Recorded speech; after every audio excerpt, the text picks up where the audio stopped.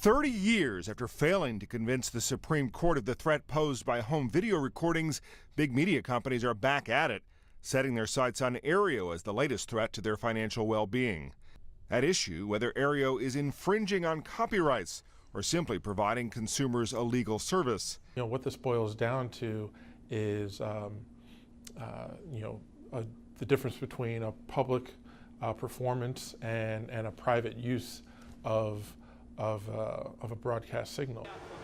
AEREO'S position is that by renting an antenna to a user, they are providing customers a private broadcast.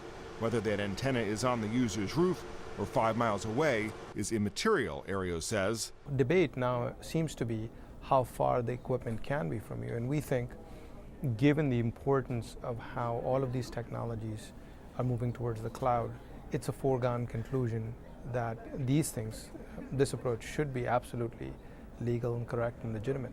Broadcasters suing AEREO say it should pay for redistributing the programming the same way cable and satellite systems do. They pull in an estimated $3.3 billion a year in retransmission fees. AEREO's CEO says that revenue model is outdated.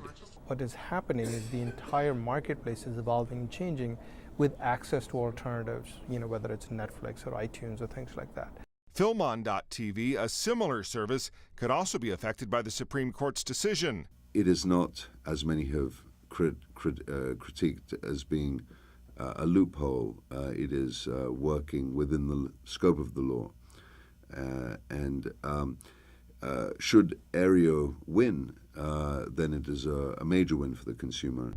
The court's ruling could also have a huge impact on other forms of communication, especially in the rapidly evolving world of cloud computing, where analysts say many existing platforms do essentially the same thing as AEREO, giving users access to a vast network that often consists of copyrighted information.